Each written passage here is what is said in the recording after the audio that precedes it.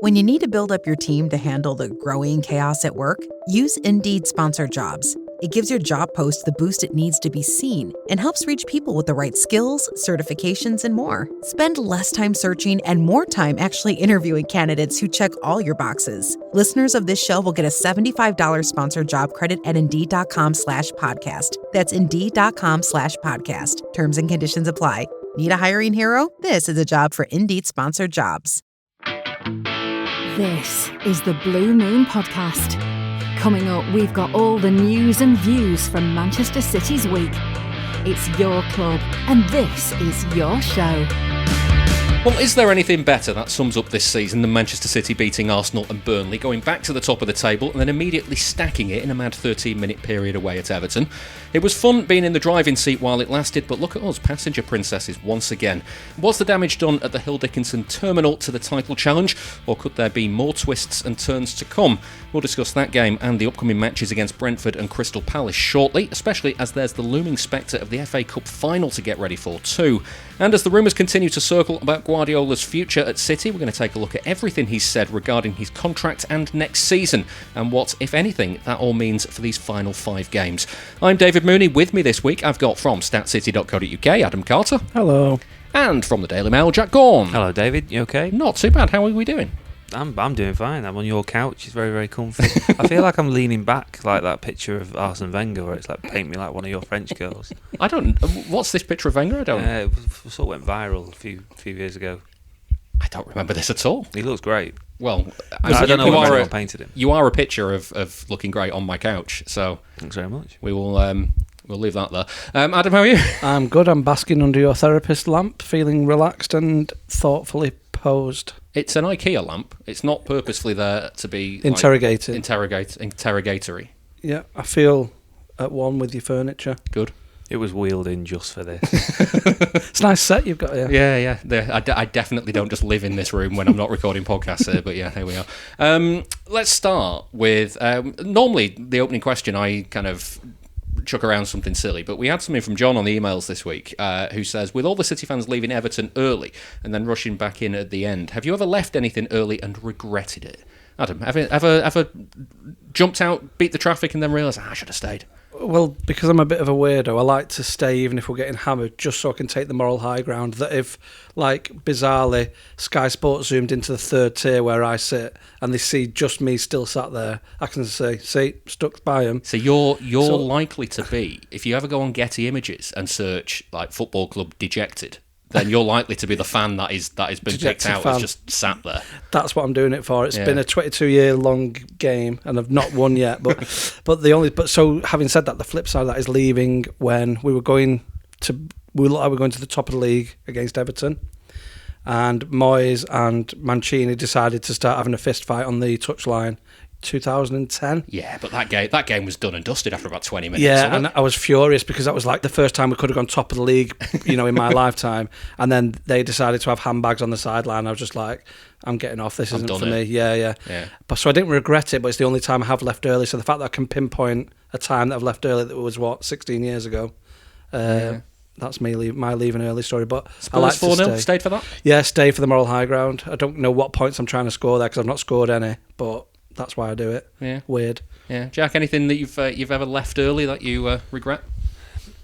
I've not left many Blackpool games early. There was one this season where we were losing it. I think it was Port Vale. It's funny that you had to think about that. Yeah, I think we lost 5-1, and when the third went in with 15 minutes to go, all 6 of us that were there all turned and left. And just walked out at the same time. No one said a word. No. It was actually quite a beautiful moment. Spiritual. So I definitely didn't regret that.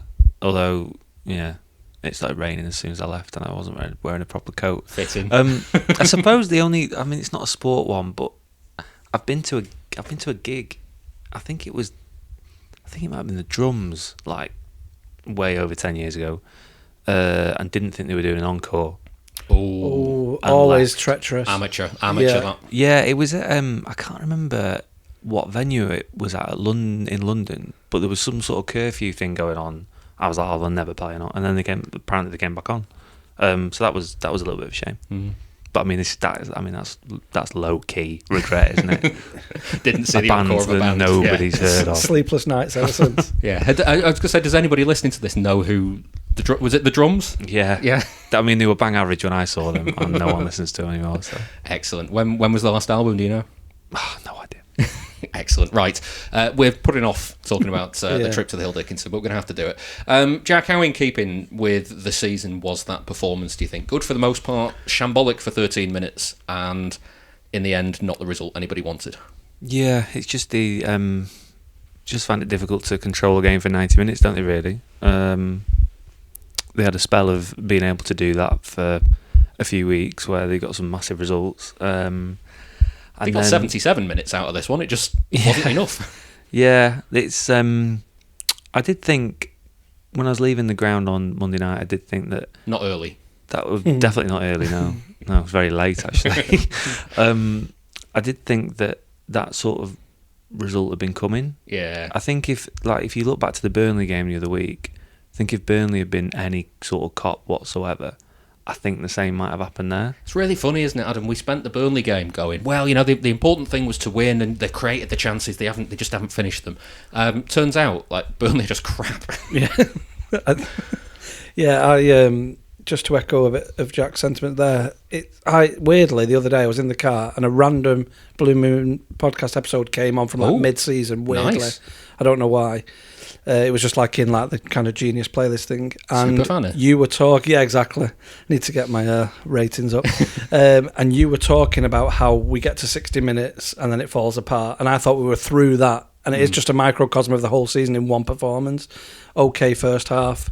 Doku does the business at the end of it. I think, right, just keep it as we're going. And then we just fell apart. So it's not new to just Monday night. I don't think it's, as he said, I know we'll come on to it later, around the title race pressures, because I don't think it's unique to where we are in the season. I think it's where the team is just in general in terms of the way we approach games, the game management that's no longer there now. Kind of overall development of this era. Yeah, exactly. It's where we should be at as well. Weirdly, it's just annoying that we've been let back in and we're messing it up. But for me, we're not messing it up because it's where we were meant to be. So there's my sitting on the fence for the whole rest of this podcast. Thank you. Excellent, Jack. They were so dominant for the opening 15-20 minutes. I've not seen that level of dominance from City this season to the point where they were just camping Everton in their own box, and then they didn't capitalise on it. And I remember thinking, even before Doku scored towards the end of the half, I was like, feels like a missed opportunity. And that's the story of so many games this season. Yeah, I didn't think they created that many amazing opportunities though in the first half. But they had a lot of opportunities to create something. Yeah, but they didn't quite make the final pass. I didn't go in at half time thinking, oh my god, they should be 3, 4, 5-0 up here. And the other thing is that I tweeted it on Monday night and it's got 50 retweets. I'm presuming I've just been called a prick by loads of Everton fans, but and I haven't looked. But I'm going to have a look now. What I've not seen a team defend that deep from the first whistle, particularly at home against City, for a long time.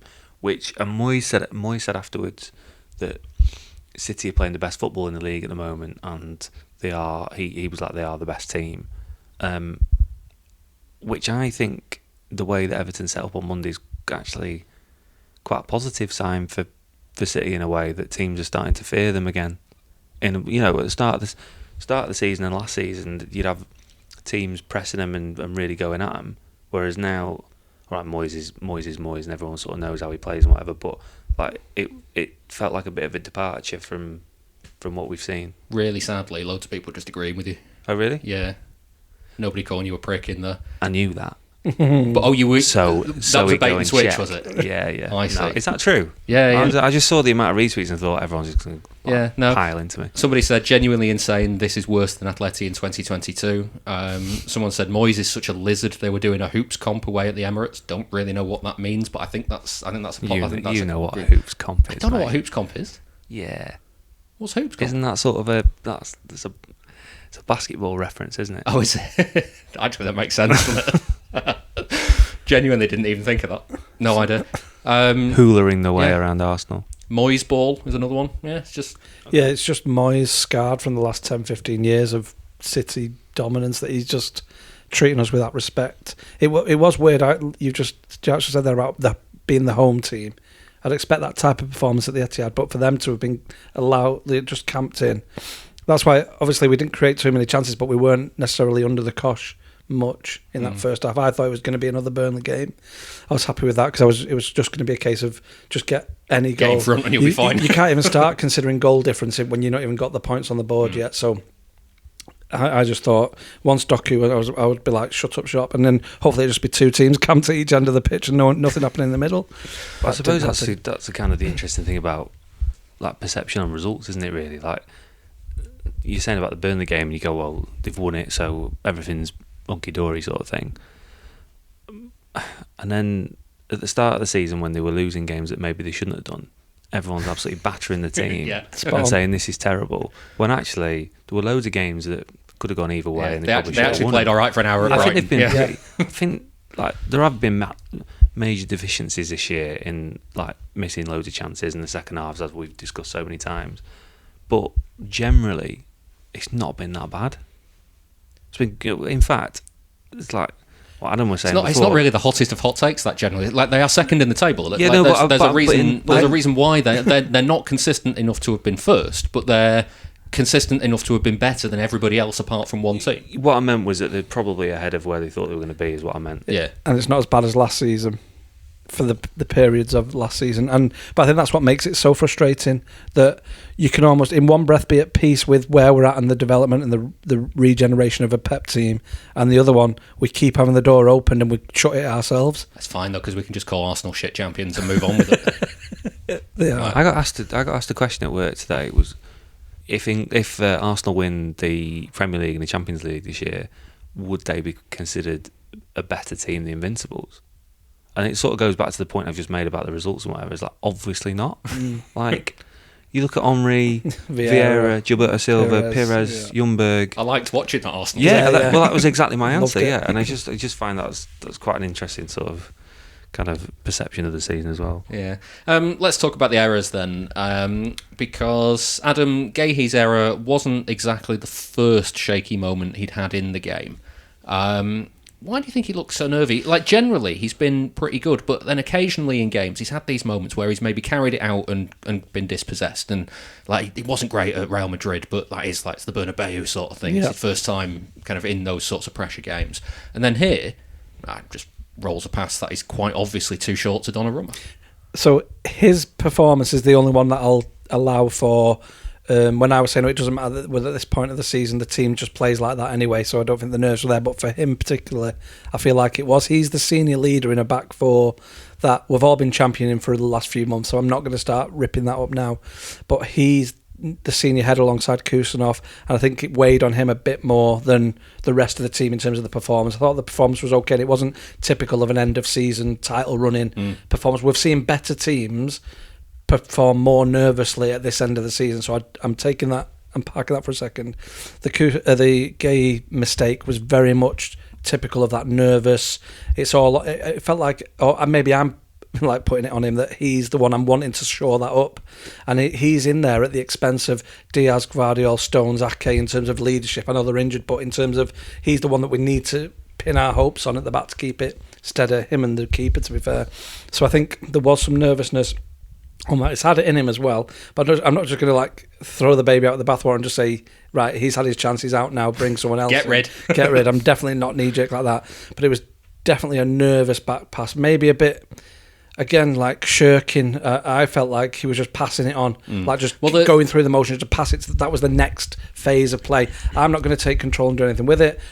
Donnarumma, you do something with it, and he'd almost convinced himself that he'd made that pass already, so he just left it. The weird thing with the offside law is if he hadn't made the pass and just kept it, the flag would have gone up and it'd have been right, because the forward can't put pressure on him from an offside position. But once he's made the pass, it's a deliberate play. It's reset the phase of play, and that's that. I mean, there's two things about Gay. The first one was, obviously he's offside and whatever. The easy thing to do was turn out on your right hand side. With your right foot, towards the left-hand touchline, and just play out from there. Which he does often as well. So it's not as if that's not in his toolbox. And the other thing, he's on 300 grand a week. Like, I know it's new and there's nerves and stuff like that, but he's like got to do it. £300,000 a week, and just like England captain recently as well. and he's like played in the Euros final and stuff. It's not like he's not new to this. FA Cup final for Palace. I'm letting him be new in the City context. I understand that. Yeah, but it's not acceptable for that at that level and that salary. Obviously, I agree. But yeah, I'm pinning my hopes on him, and that's why I'm allowing a little bit of nerves to creep in. But I guess he's got to be better than that, hasn't he? Than me sat in my house in Burnage worrying about a Goodison Park trip. I think the other thing, like following on from that Gaughan thing about the nerves, and you're talking about him being the leader of that back four.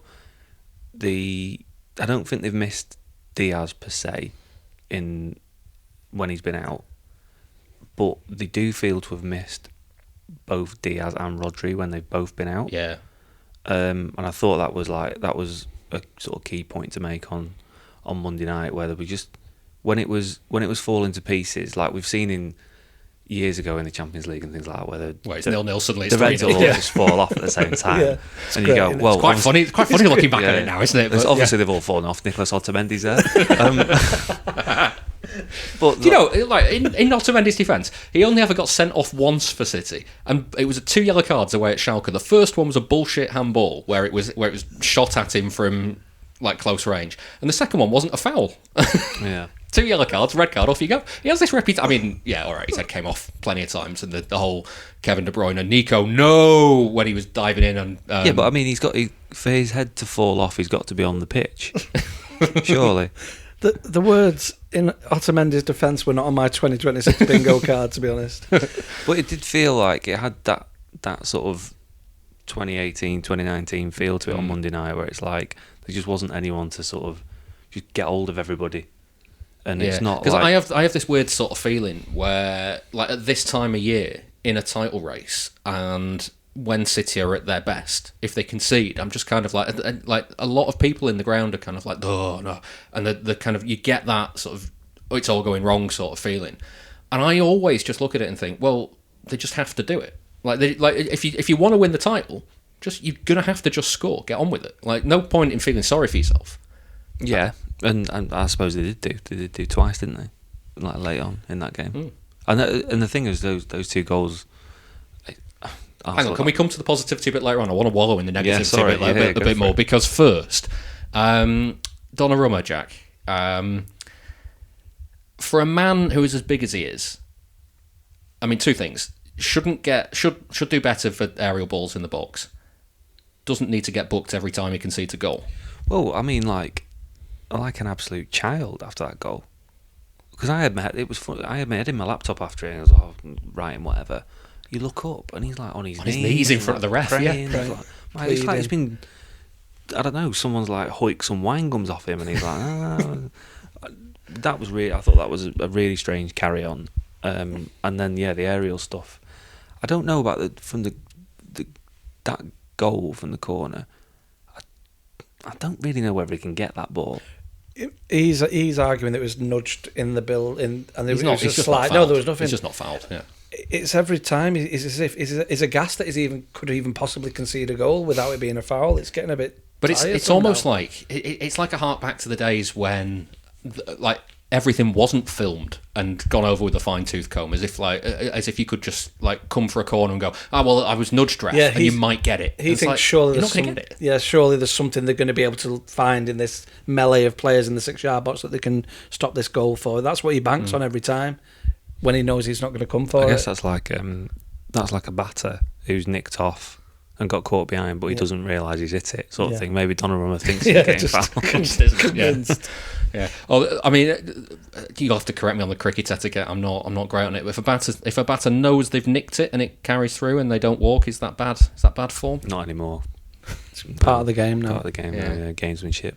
So claiming a foul when you haven't been fouled, is that bad form? That's definitely what he's doing, isn't it?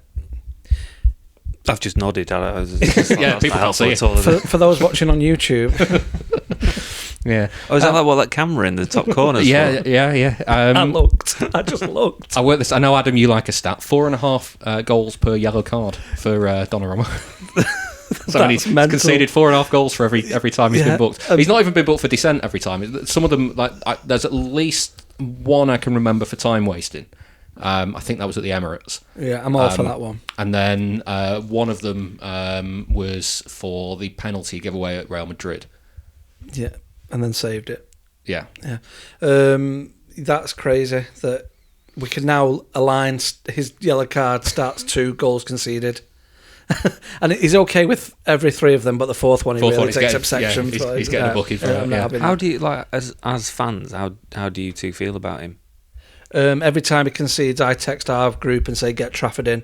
Half joking, half being serious. So that's where I'm more on the fence exclusives from me next time. Ederson's broken my brain, mate. Just as the way I see what a goalkeeper should do or how a goalkeeper should play, it's just like I really struggle with Donnarumma's footwork. His 1-on-1s are great. I think even the Everton game, he made some brilliant saves in there. I thought he had a really good game. Yeah, to be honest.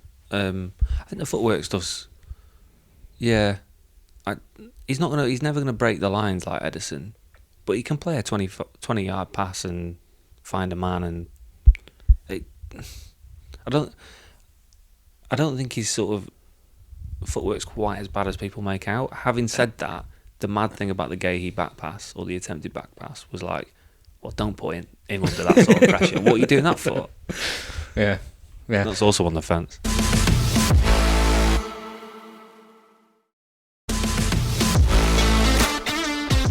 Please give us your backing. Patreon.com/Blue Moon Podcast. Shall we talk about the positives then? Because it's about time, I think, that we focused on Jeremy Doku for a bit, because we've not really talked about him a lot this season. And frankly, Jack, 2 utterly fantastic goals in this game. But like that's kind of like the headline of his performance, where everything else underneath it was also pretty good. Yeah, I think he he had a bit of main character energy, didn't he, on Monday? Like wanted to be the guy. He did an interview with us the other week with the press pack about how he believes he can be one of the best wingers in the world, if not the best winger in the world, if he starts scoring.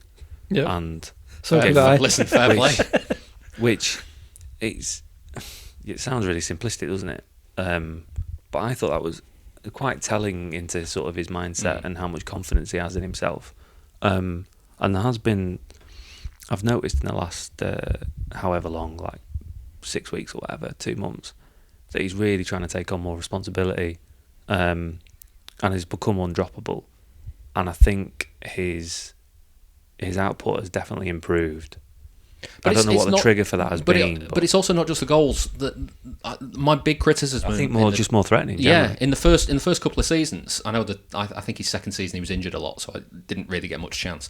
But the first couple of seasons, I remember thinking he gets into so many good positions and then nothing happens. Like he'll drive the ball across the box and it'll miss everybody, or Haaland will make a front post run and he'll put it to the back post. Like there'll always be something that's getting in the way. And this season, that isn't happening either.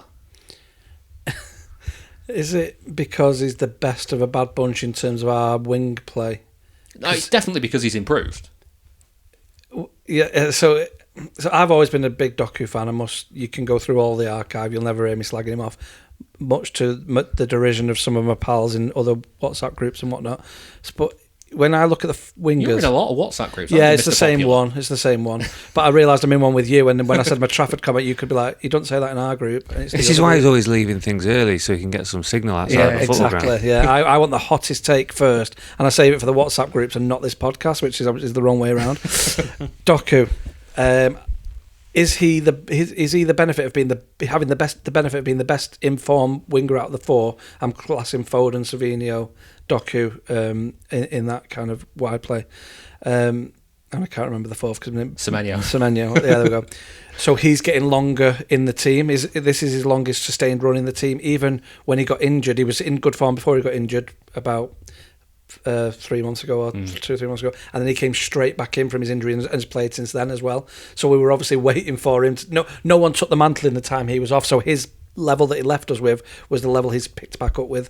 So I think he's benefiting from a run in the team, and that's now we're seeing it. So I don't actually think he's got much better, evidently better. I think he's been in the team more, because he's better than the other three, granted. But also he has been more consistent. He's scoring more goals. He's creating more but opportunities. Only the last few games. He's been good all season for me. In terms of against his peers, he's been better than his peers. But now, as Jack says, he is adding the numbers. I love him. I think Adam's right in the sense that if you're getting more consistent game time, then you are going to improve, aren't you?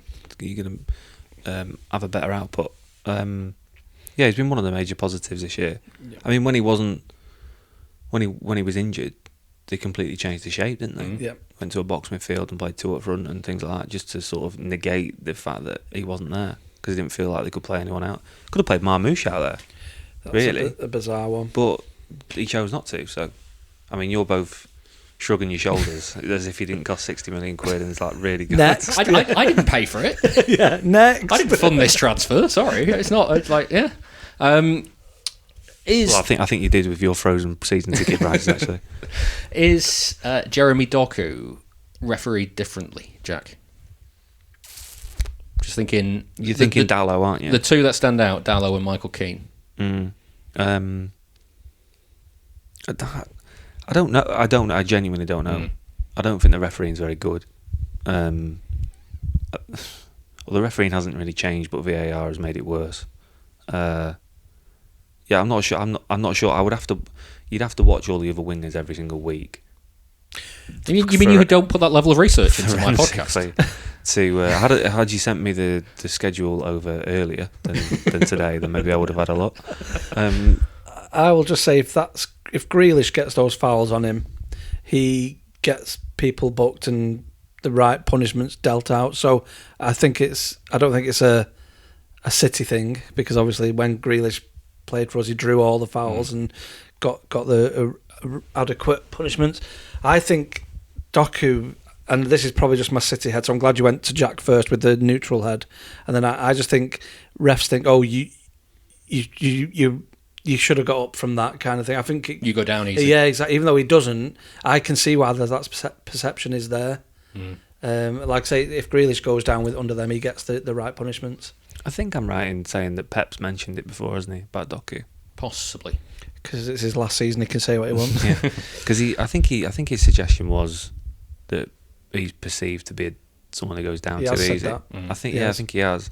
And I can't think of too many examples as to incidents where he would have looked like he might have gone down easy.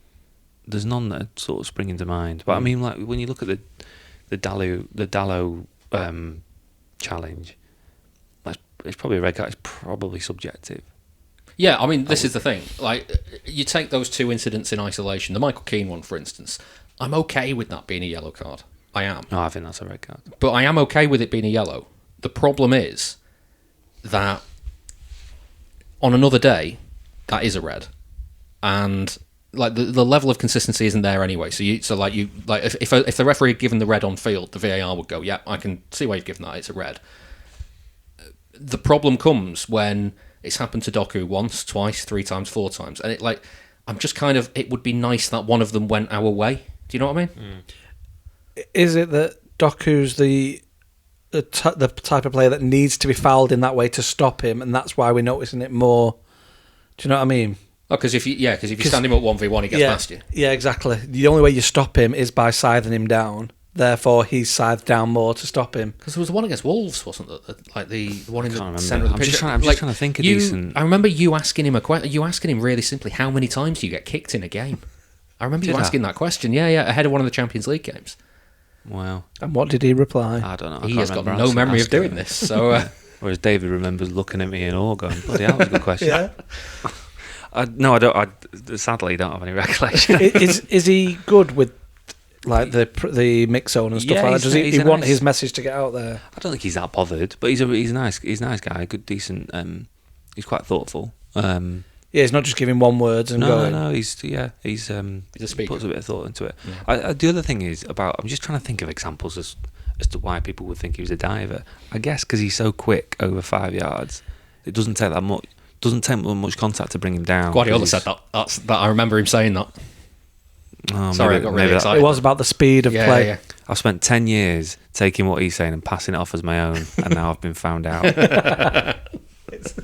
It must have just been ingrained in your mind. The Jack Gaughan account on Twitter, just Pep's burner. Yeah. Jack, do you actually exist? Are you a real entity? Yeah. Darren's been in touch to say, it's hard for me to sum up how disappointed I'm sure we all are with Monday's results, but it did get me thinking how things could possibly have been different but for key refereeing decisions in key matches. Keane's challenge on Doku was, for me, a stonewall red. Then there's Gabriel's headbutt on Haaland, for which he would have had a 3-match ban.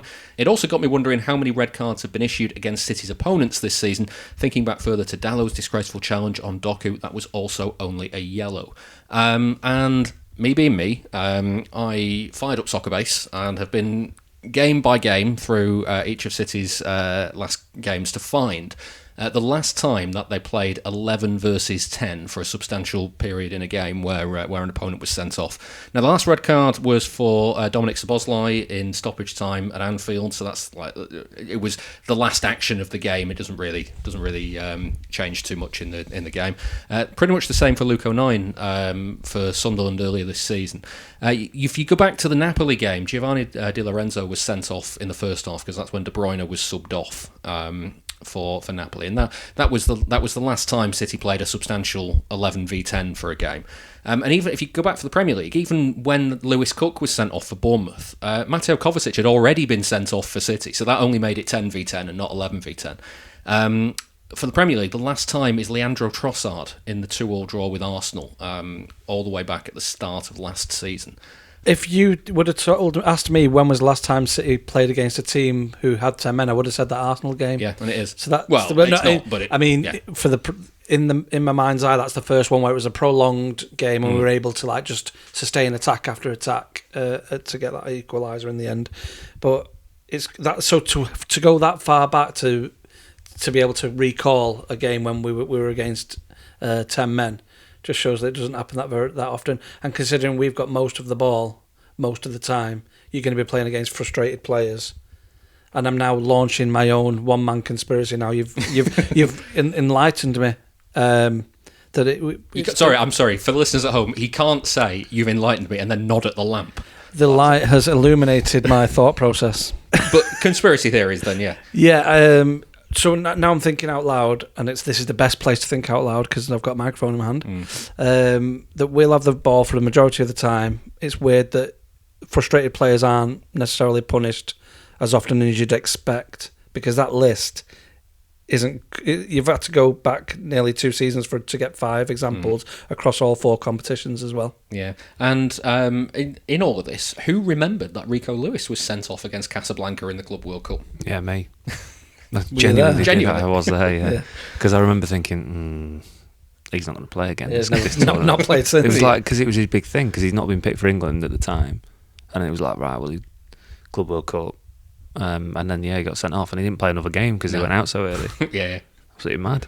Yeah, there we are. What a trip! What a trip that was. Yeah, spent 3 weeks in Miami doing nothing. Right, exciting news, everyone, because tickets for this year's end-of-season live podcast are on sale now. Once again, it's taking place at Idle Hands on Dale Street in Manchester's Northern Quarter, and it's on Tuesday the 26th of May, starting at 8pm, doors opening at around 7:45. We'll be discussing the season just gone and looking ahead to what's to come for the next year, and we'll be doing it with our special guest, former City manager Brian Horton. Tickets are available for £5, and all of the profits from the ticket sales will be going to the Man City Fans Food Bank Support Group. You can get them now by going to tickets.bluemoonpodcast.com. Adam, you never do the live podcast, but you always sit in the front row. Face for radio and all that. Will you never do it? I like being the conductor. I spur people on. Sparing people would be a very different podcast. I like to be the cheerleader. Jack, you've done it. Good fun. 3 times. Yeah, good fun, isn't it? Yeah. Once you divert your gaze away from Adam on the front row, then it's great. I didn't know Brian Horton was doing it. I've been for a few pints with Brian in Cheadle Hume. He's good, isn't he? Yeah. It'd be great for a couple of hours on that. Well, if you want to be there, tickets are available now. Tuesday the 26th of May at Idle Hands in Manchester, starting at 8 o'clock. Tickets are £5 from tickets.bluemoonpodcast.com. Now then, more on how this season can go shortly, because it's Brentford up next for City. They're doing pretty well, with realistic hopes of achieving European football with 3 games left. To get a feeling for how things are going for them, I've been speaking to Mike Johnston from the Ealing Road podcast. I think if you'd have asked me at the start of the season, and asked any Brentford fan at the start of the season, I think everyone would have taken 17th, to be honest, with all the change that happened over the summer. Thomas Frank, star players, captain. I think with Keith Andrews coming in, no prior experience, I think everyone would have taken 17th. I think that there were a lot of people that thought we'd kind of be dead certs for relegation. I think there was a lot of Brentford fans that were kind of thinking, hang on a minute, the people that made the decision to employ Keith Andrews and succeed Thomas Frank were Matthew Benham and Phil Giles, who haven't really taken a step wrong so far in their Brentford tenure. So I don't think anyone could have predicted where we are right now.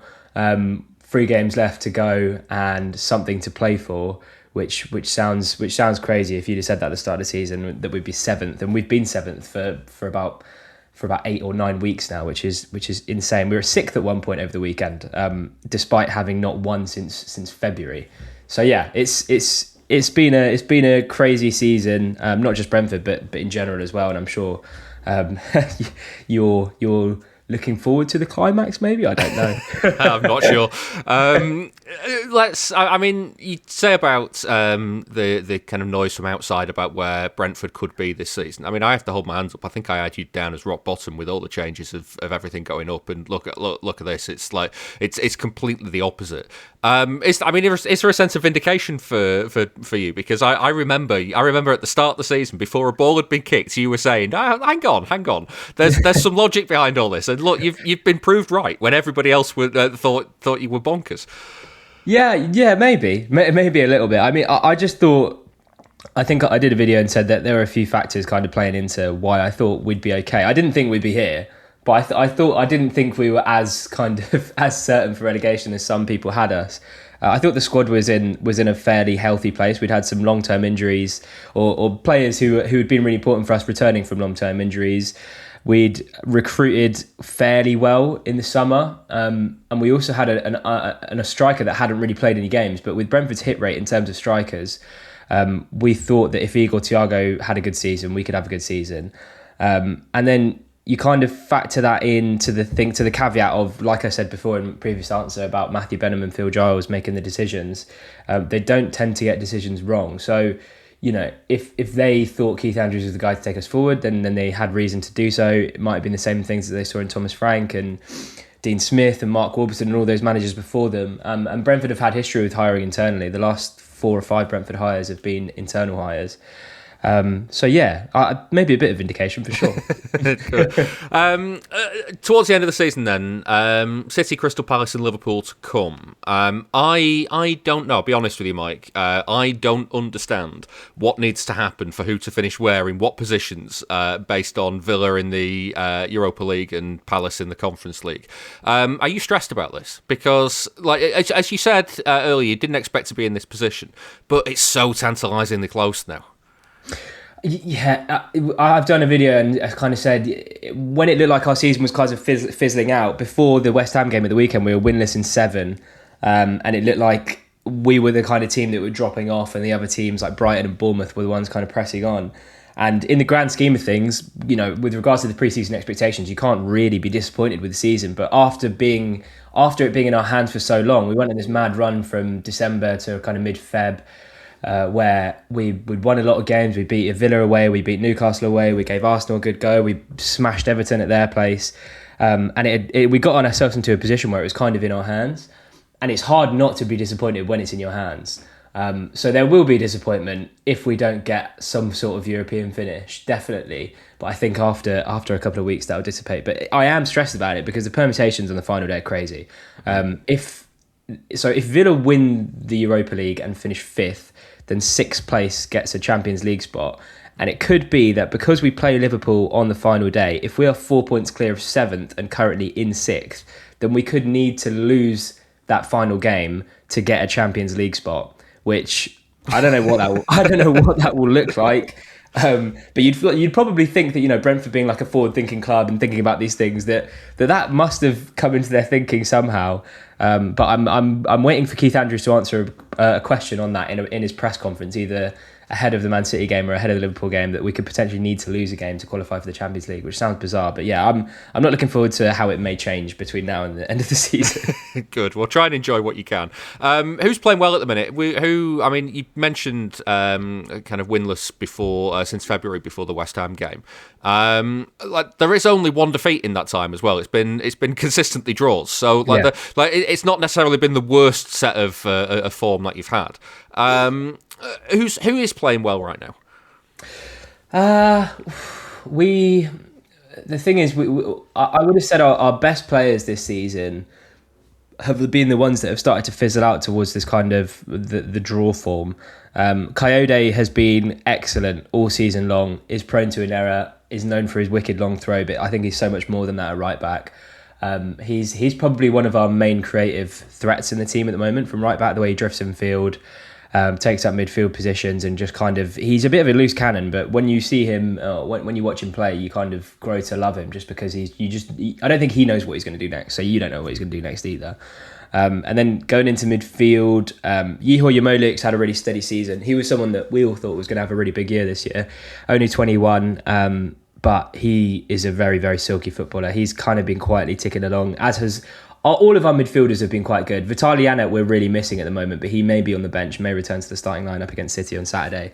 And he's someone, as well as Matthias Jensen, who we picked up for in the Championship and is still doing the business for us this season in the Premier League. And both of those guys have been rewarded with new contracts recently. And then obviously Mikkel Damsgaard is the one that I've waxed lyrical about on this podcast before, who hasn't quite been at the levels he was last season, but we were chatting on our pod that we recorded yesterday and kind of said when Mikkel Damsgaard is on it, he's a level above a lot of other players on the pitch, and he was against West Ham, and I hope he is on Saturday. And then obviously the big one is Igor Thiago, 25 goals this season, and just a revelation really, like the Brentford production line of strikers that we just seem to find on the cheap-ish. I guess Thiago is probably the most expensive of them all, but he's scored the most goals. Kind of a bit of Ollie Watkins and Ivan Toney together. Not in the greatest form at the moment. I don't know if you watched the United game that was on telly, though you would have had listeners that did last Monday night when he didn't score somehow, but got himself into amazing opportunities. He's probably not the best finisher we've had, but he works his absolute socks off for the team. Presses from the front, and I think, like I said at the start, if he had a good season, we'll probably have a good season, and the same goes for if he has a good game, we are likely to have a good game as well. So I would say those are the main danger men at the moment. Yeah, you talk about pressing from the front. How do you think Keith Andrews comes to the Etihad? Has he done anything different away from home than he has done at home, or is he likely to? Or does he have the same sort of game plan each week? One of the main differences I would say from Keith Andrews to Thomas Frank is that. Or from Thomas Frank to Keith Andrews, I should say, is that he's looked a little bit braver out of possession, particularly against the bigger teams. With Thomas Frank, and to be fair, it did get success, most notably against Manchester City. We kind of sit in that low block and look to hit teams on the counter, and we did have success against some of the bigger teams. But it feels like Keith Andrews has a bit more confidence in his players, and that we can be a bit more high up the pitch. We've turned into a really, really direct counter-attacking team. I think alongside Manchester City, we've scored the most goals from fast breaks this season, and our PPDA has gone up as well. So we're pressing higher up the pitch. We're more direct. We don't pass too many times in a sequence, really going up to a shot or a goal, and it feels like we're just a little bit braver off the ball than we were with Thomas Frank. I don't know if that's. I think it's backed up by the numbers as well. But I think in our games against Villa and Newcastle and Arsenal, in January, I kind of noticed that we kind of just taken them on and going blow for blow with them, which was really positive to see. And it's a change from when we played you guys in the reverse fixture, because that was a game where I think Keith Andrews set up in a back five. He's completely ditched that now, apart from one game up at Leeds to kind of match their back five, but. We've not played a back five, I think, since the first few games of the season. And in that game, it kind of felt like, and this has been a criticism of Andrews kind of throughout the season, but it felt like we kind of just settled for a 1-0 rather than going for it and getting beaten 2 or 3. And we've said that Andrews has struggled to change games at times, but I think every fan of every club says that their manager struggles to change games at times. But yeah, I'd like to see him set up and go with the back four and just go blow for blow, because we've got 3 games left. Right? We've got City, Palace and Liverpool. We need to beat Palace and we need to take a point off either you guys or Liverpool to, I think, be in with a chance of a European finish with the fixtures that Brighton and Bournemouth and Everton have got coming up. I would rather see us try and really go for it than sit off and take a point and then get beat 1 or 2-0. Yeah.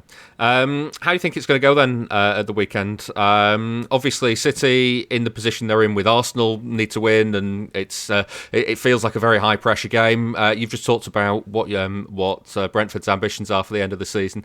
This could be it could be a real nervy one for both sets of fans. So how are you feeling about it? How do you think it'll go?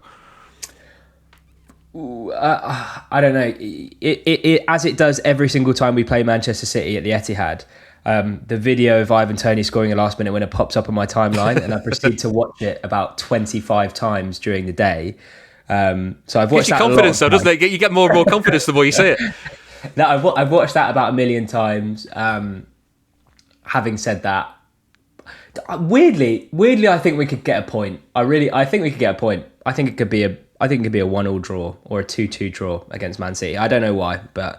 My heart tells me a point. My head tells me I think you guys are going to be as hungry as ever to kind of bounce back after that Everton goal. That Doku equaliser, even though I think people are saying it's in Arsenal's hands again, I think it was, I don't know, there was something a little bit ominous about it, that equaliser. I hope you're right. What are you going for the charity bet? 1-1 or 2-2? I will go 2-2. This episode is brought to you by Beneful. Mornings are when the grind starts. Stretches, immaculate. Cardio, crushed it. Territory, marked. Sorry, geraniums. The dog routine is on point, but it can get a little wolf. That's why I fuel up with high-protein Beneful freshly prepared meals. I'm eating clean with real meat and veggies, served fresh from the pantry. Kick boring in the bowl with Beneful freshly prepared meals. Visit Purina.com/Beneful to shop now. If you enjoy the show, please give it a rating and a review wherever you get your podcasts. Mike Johnston from the Ealing Road podcast. Bigger picture time. Adam, how are you feeling about everything at the minute? Because the result now against Everton leaves City 5 points behind Arsenal with a game in hand. Arsenal go to West Ham on Sunday. Is that City's last hope, basically? I'm thinking shackles are off, I bizarrely feel relaxed about it, and I'm very much of the mindset that we shouldn't have been here anyway, and like I say, the door keeps getting open and we're shutting it on ourselves, so we've got no right to be demanding these end of season title running play. I think it'll be just chill. You know that scene in The Simpsons where Sideshow Bob keeps stepping on rakes? That's City's season, isn't it? Just one after the other. Yeah, that's all it's been. So we shouldn't be here this is because obviously through City's title runnings we've always been in the mix, and the titles that we haven't won over the last 10 years we've been out of it by Christmas anyway, so we've never been in a title running. This is the first title running that we're in, and we almost don't deserve to be in it, but don't want to be in it either. It's been one of those seasons where we've always been desperately trying to get out of it all season. Exactly, and we've almost caught up with it just from being the second best worst team in the league, because that's what everyone's been this year, and that might sound bitter because we're not the top dog this time, but I genuinely mean it. I'm so chilled about this game and this end of season running now. Give me the League Cup, give me the FA Cup, and if what happens in the Premier League will happen. Who are you and what have you done with Adam from Stat City? Exactly. I was always come on here to be the doom and gloom worrier, because I think that's like 90% of our fan base in terms of the inbuilt worries, but this year I had given up in January. And not in giving up, I was like, right, new team, we go again next year. And if we were still having this conversation next year, then I'll be tearing my hair out. Don't get me wrong, I am still here. But this year, I'm absolutely zen with it. It's bizarre how cool I am with it. I actually think I don't think it's last chance saloon. I think we're either out of it, or if we're back in, it'll be because Arsenal let us in, not because we've done something amazing. I just think we're going to play the game on Saturday, and it'll just be a standard Saturday evening at the Etihad. Well, there's a really kind of delicate balance here, Jack, isn't there? Because let's say he looks at the situation now, and they beat Brentford, and then Arsenal beat West Ham, and then they've got Crystal Palace in the midweek, and they beat Palace, and then they've got the FA Cup final on the horizon. He looks at Arsenal's fixtures and goes, Burnley and Palace, they're probably not dropping any points there, so we'll go all out for the FA Cup final. But then, surprise, surprise, Arsenal drop points, and he's got to run the same team into the ground again and again and again. Where, like, if he's going to rotate anywhere, where does he do it? I don't think he necessarily has to now, because it's only 2 weeks left. So I was talking to someone who used to work in the medical department the other week, and he was saying he always had an idea of the human limit from a physical perspective, but in his sort of 10 plus years at City, every single year that limit would like move further yeah away. he's now got to a stage where he doesn't know what the limit is, because players have gone like so far beyond what you would expect someone to do, that he's just utterly confused by it now. So I always think of, like, you know, the 100 metres in the Olympics. There's going to be a point where you can't physically get any quicker. Where is that? Where is that? Because, like, you can always, like, somebody will always keep beating the record, but eventually, like, nobody's going to run the 100 metres in like 0.3 seconds. So, like, where's the limit on that? I don't know. It's like, I know it really struck me when he was describing it, and he was good because he was trying to he was describing it in layman terms, because obviously I have no idea what he's sort of on about. No. But it really sort of made me think about it, because they used to do these wellness questionnaires where you'd basically hand a piece of paper to all of the players and say, how fit are you feeling? And obviously, if you rate it from 1 to 5, every single player is going to say 5, because they don't want to lose the spot. yeah. But they used to, and quite a lot of clubs do this apparently. Now they sort of pick and choose who. Is this like when you're trying to get a doctor's appointment, so you sound a bit worse than you actually are? Yeah. And it's so all this sort of stuff goes on to gauge like how fatigued people are and things like that. But he was saying that once it gets to this stage of the season, City's players historically, maybe not this squad, but historically, have always been ones that have been ready every 3 days. They'll push themselves to the absolute limit, and as I said, go beyond it. So I think, sort of coming back around to team selection, if they really want to go for it, he could pick the same team 4 times in that week. Do you think the players have got the World Cup in mind? Like, I know Pep will flog them, and he's done it successfully in the past with treble campaigns, 4 in a row, things like that. Do you think the players will have one eye on the World Cup if they're being asked to go to the well every game for the next 2 weeks? Did they in 2022? Was that the Winter World Cup? Yeah. Yeah, because we got beat by Brentford the game before, and everyone said it was because of the World Cup. But was that actually because of the World Cup? And Brentford's up now. It's easy to say, if you lose the few games before the World Cup, they've got one eye on the World Cup. That was because Ivan Toney was really annoyed about not getting in the squad. Yeah. He played really well. They will have one eye on the World Cup, won't they? Obviously, because that's, whether you like it or not, the ones that play for the big nations, their summer, if they can win something this summer, is more important than winning something at club level. So obviously they'll have an eye on it. So it'll be an interesting team selection. I think Pep will just go all in for all of them. I think he'll do that. Original, I think he'll do that. Yeah. Full team for all games. I think you've got to, the final. because you can't start going, well, Arsenal probably won't drop any points. It's like what you were saying in the question, David. Like, you can't second guess what's going to happen. Because Arsenal have dropped enough stupid points all season. They might drop points against Burnley. They might drop points against Palace. They might get 2 men sent off in the first 10 minutes against Burnley. You don't know, do you? Like, so you've just got to win your games. I would be astounded if that happens. I would be astounded if Arsenal drop any points now. But they might. And the only time that I thought the title was probably gone for City was after the West Ham game, the draw. I thought, that's probably it. And it's been in their own hands since then. Yeah. But weirdly, that was only like 3 games ago. Yeah, all right. Yeah, they were going to win it. Fuck it. Does Saturday's result then against Brentford, like, does that influence his thinking for Palace? Because, like, if they don't get 3 points against Brentford, is it all right? Change the lot. FA Cup final team is full. I think if they drop points against Brentford and Arsenal win on Sunday, then there is a there's a realisation that Marmoush starts. that is it, isn't it? That there'll be a second team for City and a second team for Palace, and it'll be the worst game you've ever seen. About 8-8. Yeah. Because Palace are currently playing, as we record now, they're currently playing in the Europa Conference League, so that they're most likely through to the final. A few individuals, Adam. Nico Gonzalez didn't look at his best against Everton. Is this ultimately a side effect of, being disappeared for a few weeks when Rodri came back? Yeah, absolutely. I think it's annoying, we learned how to play without Rodri for a bit. Then Rodri came back. We remembered how to play with Rodri, and he's been the victim of that. I think his biggest crime is not being Rodri. So I'm not his hugest fan. He's not a Jeremy Doku for me.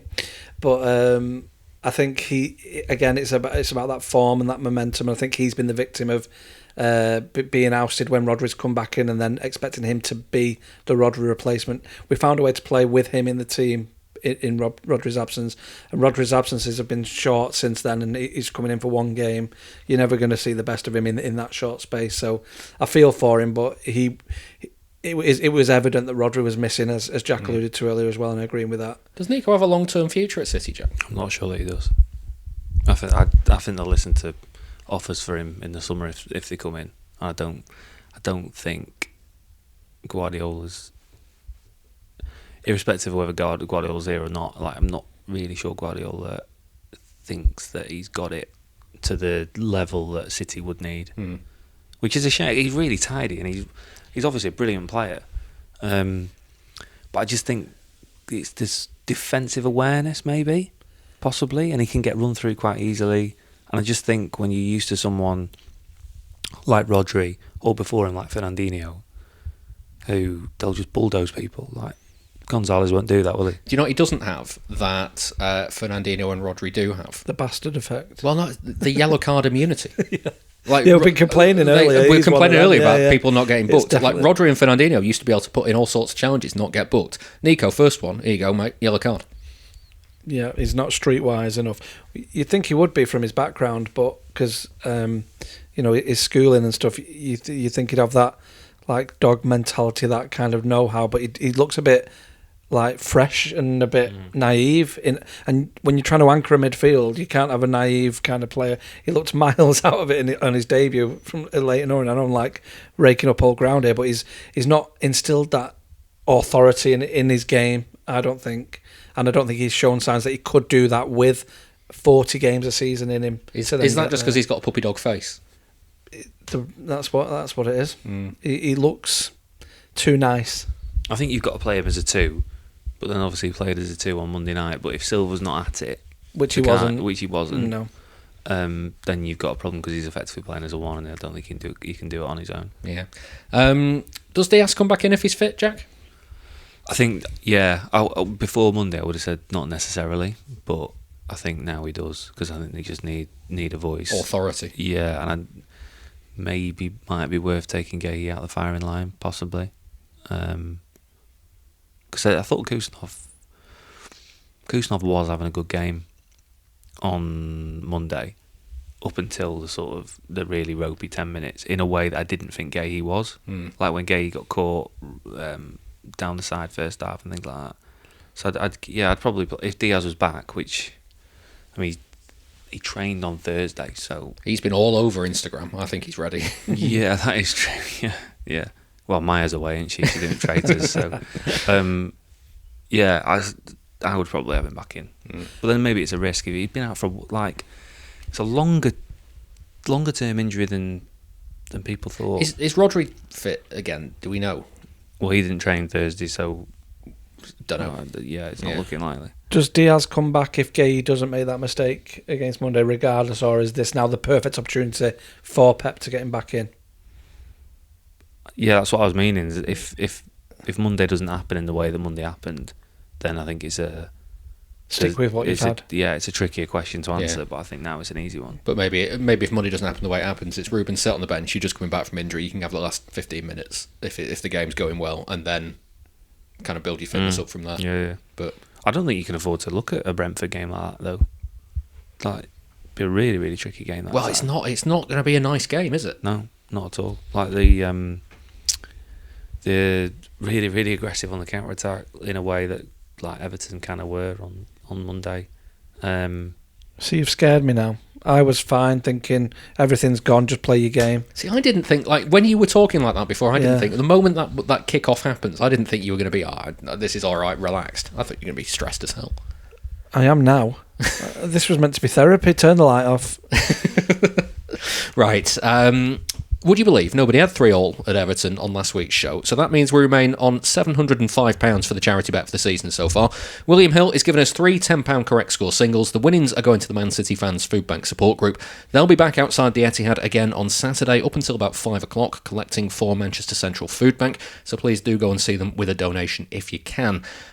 We heard from Mike earlier on that he's gone for a 2-2 draw on Saturday evening. That's 14-1 and £140. Adam, what are you having for the Brentford game? After being aggressively pressed all over the pitch, I'm going for 2-0 victory. 2-0 victory is 7-1 and £70. These predictions clearly made before we had that discussion. Jack, what are you having? I'm going to say 2-1 home win. 2-1 home win. Nasty game. Bit of a horrible watch. It might go behind and have to sort of roar back. Yeah. 13-2, £65 if you're right on that one. And then, I mean, who the hell knows for Palace in midweek because of situations that are going to happen long after this recording.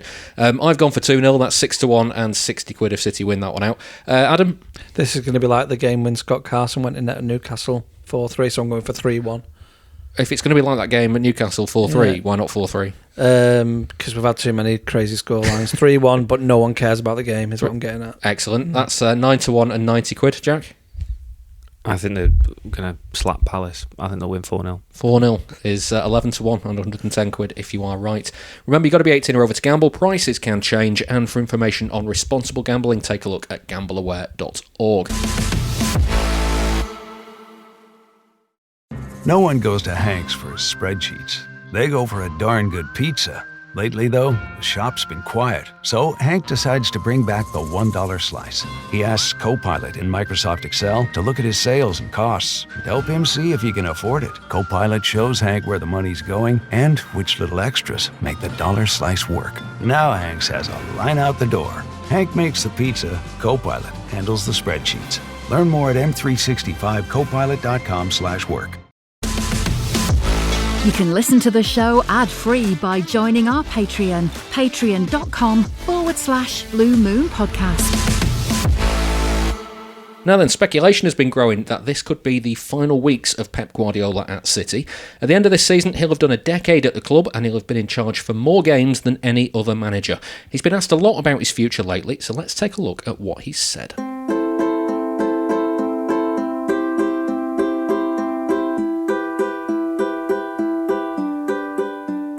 We start back in the autumn of 2024.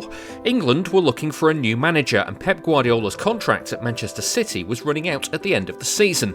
It was reported the FA were trying to tempt the City boss away from the Etihad, but after getting no firm answer, they made the decision to go with Thomas Tuchel. Guardiola was asked about it all that October. Thomas Tuchel is the manager, so I know forget about now, it. But before, I'm a manager from Man City. The conversations I have is in Man City. This is what it is. I know you've spoken in the past about your future and possibly managing a national team. Whenever this journey ends, is that still something you would like to do? Yeah. I had to decide. I said, I don't know when I'm talking about. I said many times, and hopefully you don't, all of you don't ask me anymore. So I didn't take a decision already. When I would take it, I will inform you. For sure, 100%. A month after that press conference, it was announced that Guardiola had signed a new deal with City. The Athletic's Sam Lee worked on the story. I got a tip-off about it on Monday evening. I was watching the City documentary and then get a message saying Pep's staying for 2 years. 2 years? I was like, it must be a 1+1 situation. And then couldn't confirm it Monday night. And then we tried all day on Tuesday to get information. And then about 8:30 I got a call. I'd basically given up and I got the call I've been waiting for. At the time, Sam said that the more solid information was that Guardiola was going to sign for a year with the option of an extra year, but then the club announced it as a straight 2-year deal. In the next press conference, Guardiola was asked why it was 2 years and not 1. It's a good question. Mainly, I don't want the next season in September, October, November. It's the last year of Pep, had to extend again. So that was the main reason. So I don't want to be in that position, because at the end the contract is there. I would like to stay 2 more years, but I know the results are not good. I will not be 2 years. He's always said that about being sacked if the results are not good enough, but does anyone actually believe that? That second year, though, has done nothing to kill any speculation, because with 5 games to go of this season, there's been nothing but speculation that Guardiola will leave in the summer. It all started back in December when Enzo Maresca's position at Chelsea became in doubt. The last 48 hours has been the worst 48 hours since I joined the club, because many people didn't support us. What do you mean in terms of a lot of people supporting you in the last 48 hours? Worst 48 hours since I joined the club, because people didn't support me and the team in general. That was part of a cryptic press conference from Maresca after Chelsea beat Everton. It was then reported that he'd held talks with City on several occasions in the previous weeks as a contingency plan if Guardiola decided to call it a day at the end of this season. Maresca was asked about that ahead of the next game. I know that it's 100% speculation. I have a contract here until 2029, probably. It's a speculation. 1 week ago I was in Italy, the same with Juventus. So I don't pay attention because I know that it's not true. Despite what Maresca says, that seems to have been the catalyst for the speculation around Guardiola's future. Pep was asked about his future around this time too. I'm happy here. I want to stay here. What can I say? When the club, myself, or the results, because at the end it's always the results, decide. It's at the end of the chapter, the club will choose the best one. Does it bother you then when today discussion turns to your future?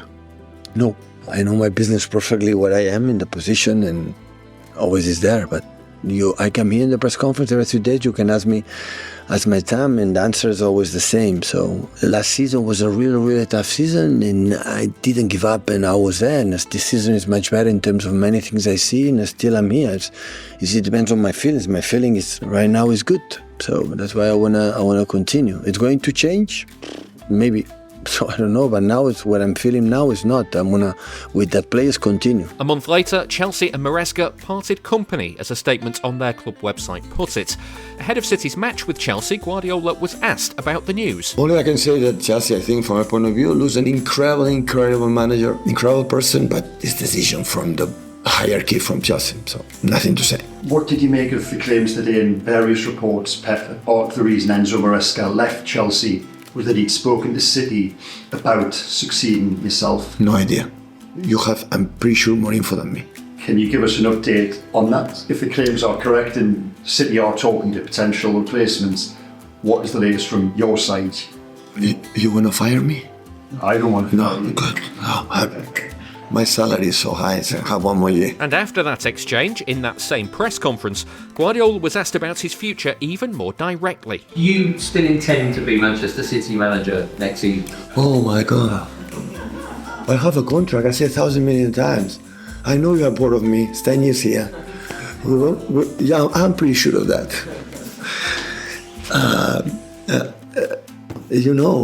I will leave one day. I promise you. Not too soon. I promise you. But I have contract. I'm happy. I want to fight with my team. The higher will respect me. That proved last season what happened in this club, that we didn't win 1 game in 2-3 months. They support me. So what can I do? I want to try and do it. But maybe one day, I don't know. But I have 1 more year contract. I'd like to be here. So we will see. You will see. The rumours rumbled on for a few months after that point, and then, ahead of the FA Cup tie with Liverpool last month, Guardiola was asked again. There's also been more speculation about your own future. And I know you've been asked about this many times before, but has your position on it changed at all? I spoke many times about that. Has the club, has Gaughan or anyone asked you for clarification with regard to whether you'll be here next season? I spoke about that in the past, yeah. So have they asked you? I spoke about that in the past many times. Listening back to how Guardiola has spoken in the last few months, you can see why there have been regular questions about his future. He's said several times that he has a contract, but he's never taken the opportunity to specifically say that he will stay for the duration of it, especially when the speculation has continued, and that's after saying he signed for 2 years to avoid the speculation.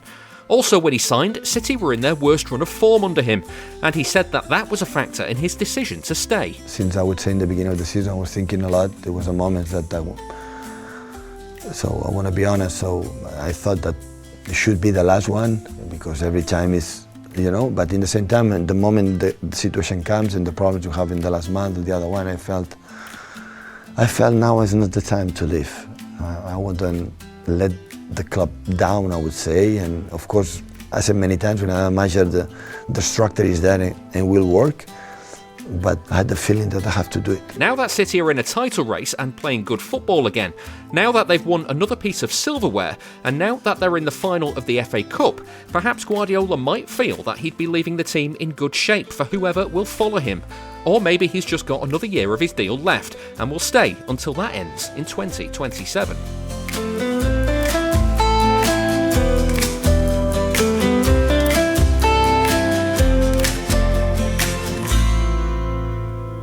Hi, this is David Bernstein, and you're listening to the Blue Moon Podcast.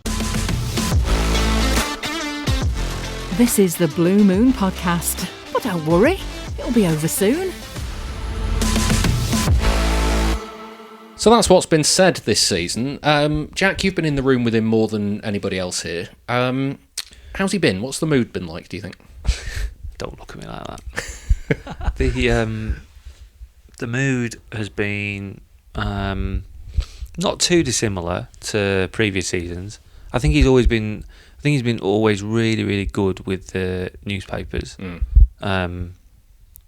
which, like, to the listeners, is the sort of YouTube press conference that would come out at like 10:30 in the evening. I think he's always been really good and really open with us mostly, which I've never really understood the kind of criticism that he gets from sort of detractors on how he's terrible with the press and really snarky and whatever. I found him over 10 years to be someone definitely worth listening to, and someone who actually listens to your questions and wants to have a conversation about stuff. People say he's been more open this year. I'm not necessarily in agreement with that. Even the ref comments. What I would say is I think he gives less of a shit about pissing people off. I don't think he's been more open. I just think he's been looser on certain topics. Because I was going to say that, like, the politics stuff, when he was talking about, when he spoke for kind of like, it was like 10 minutes, wasn't it, about like migration and the war in Sudan and Palestine and that sort of stuff. Like, he's done that before. He has spoken about issues like that before. That isn't new for this season. But the ref stuff and the kind of the not giving a shit stuff, that kind of feels new for this season. Yeah, but this is all stuff he's said behind closed doors to the players as motivational tools for ever since he came to England. Yeah, I don't know. Obviously there's a theory that he's going to go, so therefore he's getting in his jibes and whatever, which I think probably has merit as a sort of, I don't know, psychological study into like a genius and everything that comes with being a genius in a sort of kind of mental sense, I guess. I suppose he's been more, certainly in the last sort of 2 months, he's been more nostalgic than ever before, and almost kind of like wistful. This is setting off so many alarm bells. I'm crying here, crying. But then, like, he's like that. But then in the next breath, he'll talk about, I've learned. It was last week where you come out of the presser going, yeah, he's reading his sort of final chapter sort of thing to us. Then someone comes downstairs after the presser and goes, oh my God, did you hear him say, I've learnt loads of things for the Champions League next season? He went, no, I didn't. And then you go back over the tape and went, yes, you did say that. And basically, I suppose my answer is that he's just taking the rip. Like, he's just trolling everyone. Is there not a sense of, like, could it be, and I'm just hypothesising here, that everybody in the room either thinks he's off and he knows he's off, and therefore it's like one big in-joke that everybody kind of knows the thing that he's referring to? Well, if it's an in-joke, I'm not involved. But it's gone unsaid. I think the prevailing feeling is that he's going to go. I mean, he went away on holiday during the international break set on deciding what he was going to do. I think he has been umming and ahhing about it a lot. There's people that will have you believe that he definitely decided what he was going to do earlier in the season and nothing's changed. I don't necessarily believe that or agree with that. Because the other side of this is, like, I mean, we talked before about you doing the live podcast. There was the story that year that was going to be it for Guardiola, and then he signed an extension. And, like, ultimately, it's a bit shit for you, but sometimes he does just change his mind. Well, he did. Well, thankfully for me, on that story, he did actually say in his interview when he signed his new contract, he said, "I have changed my mind." Yeah. And I've gone, Thank Christ God for that. So that, yeah, he does. Like, but this is what I'm saying about it, sort of him being a genius and things like not a flawed genius, but he's prone to mood swings. Like, we all, you don't have to know him to know that he's prone to mood swings and kind of does things on a whim. But I mean, look, they've been planning for life without him this year. Obviously, Maresca's been talked to. I was told that they've also spoken to a Spanish manager as well, whose name I don't know. I would put my money on Maresca getting the job after Pep, and Maresca's, from what I'm told, been away in the Maldives for quite a while, or had been, and it's not someone who is particularly flustered about getting into a job, worrying about being not in employment in a few months. So, and the other aspect of it was sort of, I think I wrote this in a piece last week. It was quite interesting in that Pep couldn't go to Abu Dhabi in March because of Iran. Did go abroad, came back with the mother of all tans, which you won't have got in Spain that week. Enzo Maresca's been in the Maldives. And handover. And Pep's obviously loves going to the Maldives, and I think agreed one of his contracts over there with Khaldoon, actually, one of the years. So yeah, there's quite a lot of interesting stuff that sort of is going on at the moment. Is there a danger that a lot of this stuff is 2 + 2 = 5? Like the Stockport thing, going to the Stockport game, the sort of thing of... the Stockport... Sorry, Adam. The Stockport thing... What's you read into that? He got invited years ago because the Stockport owner runs City Suites. He's basically his landlord, and they're like friendly. And yeah, that offer's been open for a long time. And so why now? Why is he taking it up now? Well, I don't know. I'm just telling you that the offer's been there on the night that PSG and Bayern played out one of the greatest games of all time. Yeah. That's what I'm saying. It's a sort of interesting dynamics, isn't it? And he's been inviting Neil Warnock here forever, and he brought him this season as well. You know, it's all adding up, this detective work. God, can you imagine if Warnock took over? I'm here for that. Here for all that. The Warnock thing's amazing. Like, I absolutely love it. I love that he's good friends. But they are actually genuinely mates. And Warnock was doing like a one-man show, a little bit of a tour and stuff, and he did something at I think it was the Palace Theatre in late August, and he invited Pep. And he's like, yeah, he's invited. He went with Pep Linders. They went and watched the show of Neil Warnock talking about how much of a twat he was at Notts County. Incredible stuff. Yeah. You've got to do it in your last season. You've got to go and see Neil Warnock stand up in your last season. Well, this is the thing, Adam. Like, he signed a 2-year deal, so he officially has another year after this. All of this that you're hearing of the noise, everything that we just heard in that feature of everything he said this season, I find it fascinating that at no point in any of his interviews has he said that he's staying. He's just said that he has a contract. Yeah, and my theory on it is that... If you're trying to dodge a question... No, that second year was for either the outcome of this season, in terms of trophies won or not won, and any potential charges that may come out in that timeline that he has that contract. That's the first thing I thought when I heard it, because there was rumours that it was a 1+1 contract, then the club announced it as a 2-year, as you alluded to. Can I also say on that, it wouldn't... I'm not saying that they've done this time, but Pellegrini's extension in his final season was announced as he's been given an extension. And then when Pellegrini did the press conference announcing that Guardiola was coming, he said, I have an option, the club have an option to break it, and we've chosen not to continue. So that extension meant nothing. Yeah, so there's precedent there for that type of arrangement. You can quite easily, you can announce a 2-year contract, and it can be a 2-year contract, but there can be things written in it that end it earlier. Yeah, I can fully understand. There's a lot of City fans who are insistent that he's definitely going to stay, which I can fully sympathise with, because you're talking about breaking a contract. Pep's always been, I don't break contracts. We're in sort of uncharted. He's never done 10 years before, no, has he? Obviously not. So I suppose that's kind of slightly different. But they'll also look at the way that he's, saying we're looking at next season and we're doing this and what I think about that. And they look at that and you go, yeah, definitely staying. Looks like in a good mood. And I completely get that. If I was a fan that was desperate for him to stay, maybe some of the same fans that wanted him to go about 9 months ago, but there we go. You would be looking at those clips. I thought you didn't read Twitter comments. Yeah. No, I don't. Twitter throws them at me.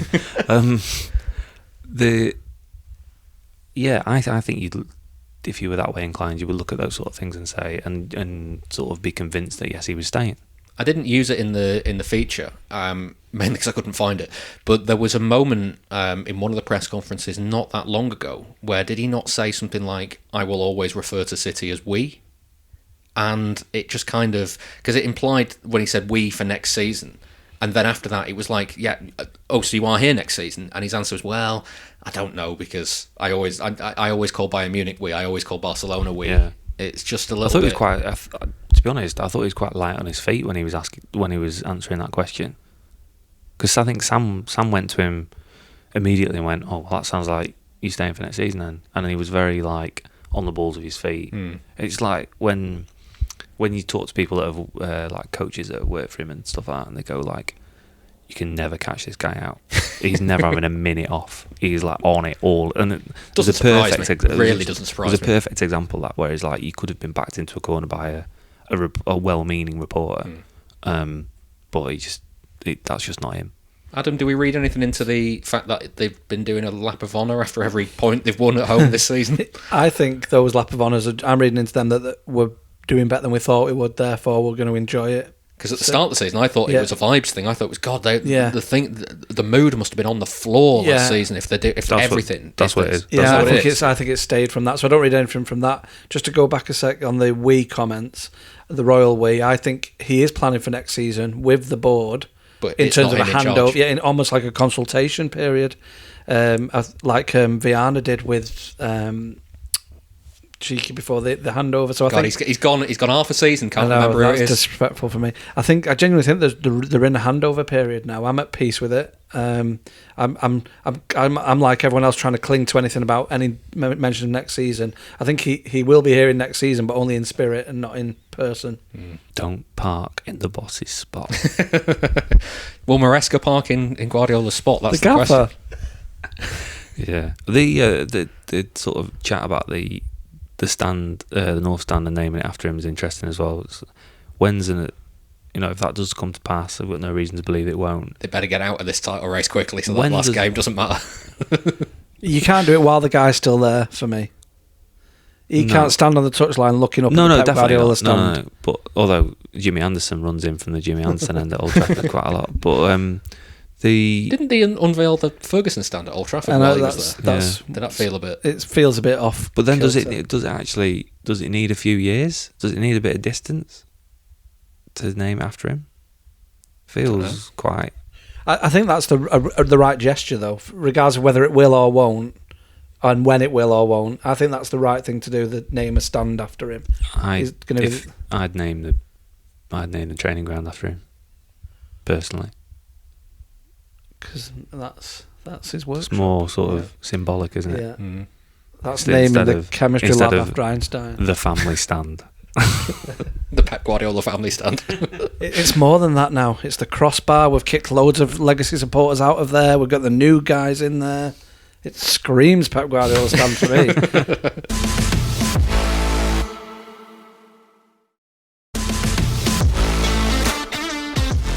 This is the Blue Moon Podcast, and we're very sorry about that. We're going to finish with a listener question. Get in touch on Blue Sky at bluemoonpodcast.com. The email address is contact@bluemoonpodcast.com, and you can find us on Instagram as well. Just search for us on there. Nathan's been in touch on the emails to say, do you think Phil Foden's new contract and a show of faith in him by the club can be the catalyst that he needs to get himself back into form? Adam, Foden has had a difficult few weeks. Yeah. You know me, and obviously long-time listeners will know how much I fawn over our academy players. So the fact that Foden's the best of the best from that production line, and he did so well for us, and I don't think he's looked right since he won the Player of the Year award. So it goes further back than this season, and I'm constantly just willing him to do well. When he plays for England, he doesn't light up the stage like he does for us. He's not doing it this season. Pep's given him ample opportunity to as well. I think this contract is the final show of faith, and I love the fact that we've got one of our own long-term contracts, and it's his second long-term contract with us as well.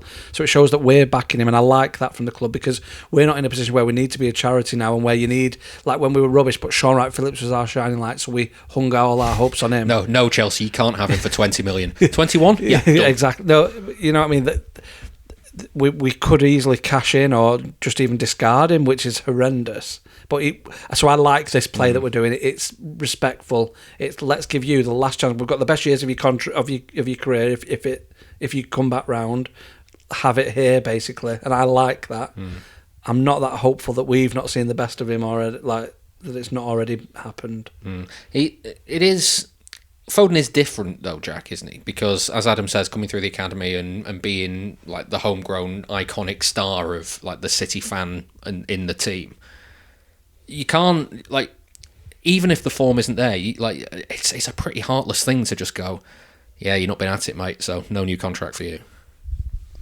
Yeah, if you're looking at it sort of clinically, they're protecting their asset as well, aren't they?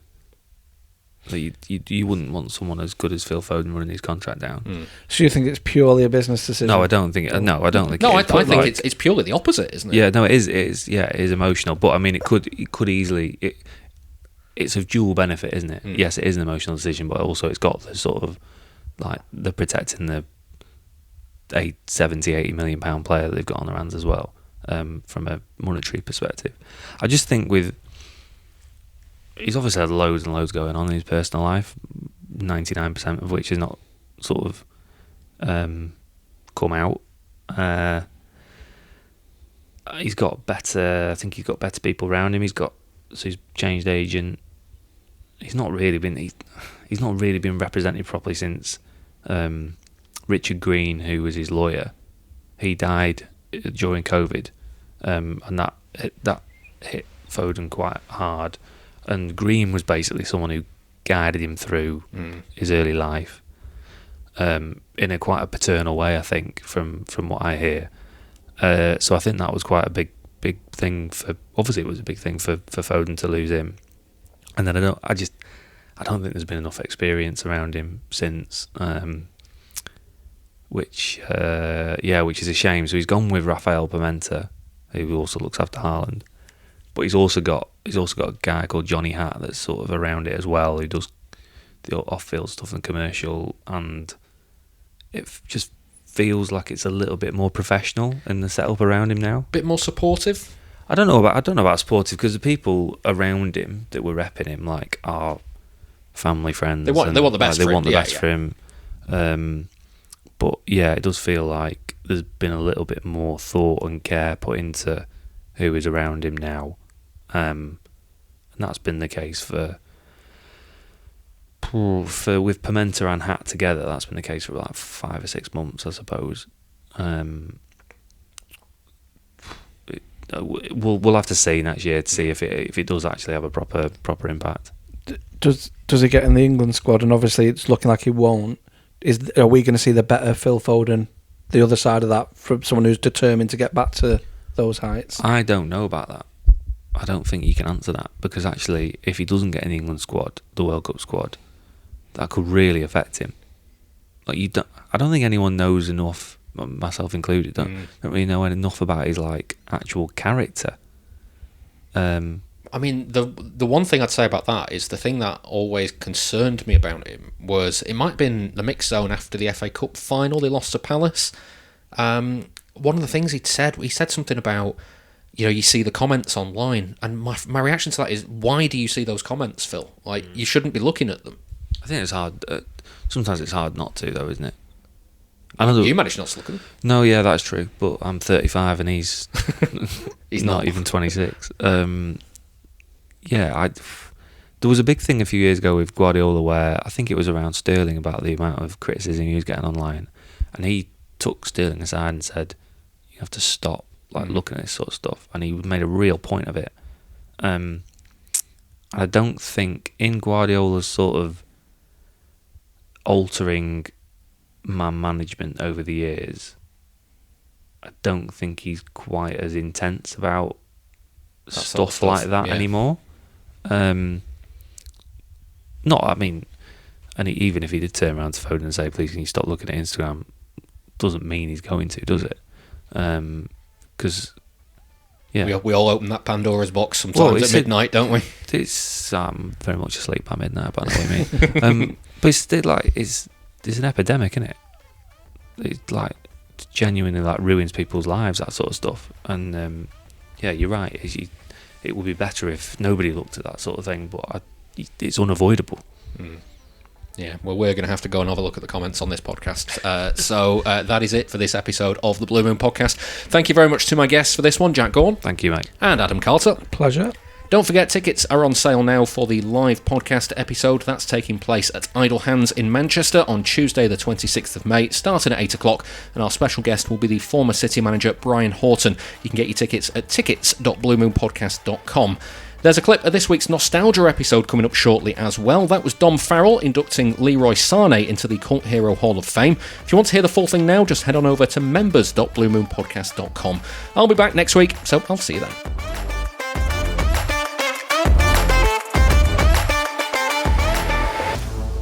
That was the Blue Moon Podcast. Please give the show a rating and a review where you can. And don't forget, you can listen without the ads by signing up to our Patreon. You'll also get an extra episode each Monday. Here's a clip of this week's. At the time, my then girlfriend, now wife, was living in London, and I'd been down visiting her and put myself on the National Express coach in the morning to get back up for the game. Not great to start with. Came down feeling horrifically ill the night before. While I was in the pictures watching Star Wars Rogue One, sort of really come down with temperature, sweating. Felt like the dark side had got me, but it turned out I just had the flu. So I was flu ridden on a National Express. It was vile. And I'm at the ground, death warmed up. And after that first half, you were thinking, God, I've come all this way. I remember thinking, Sané kind of needs to show something here. He got that quite sort of bundled opening goal. The other goal, kind of not long after that, they had that mad game against Monaco. I think Sané got the 5th, and for some reason, don't ask me why, he has that celebration tattooed on his back. Surely he's done that really excited straight after the game, because obviously it didn't end too well. It must have been done between the first and second leg, mustn't it? he also scored, full of ink, in the second leg, didn't he? They did kind of freeze, but Sané didn't. Sané looked proper. You can listen to more of that at patreon.com/Blue Moon Podcast. And join us again next time for another episode.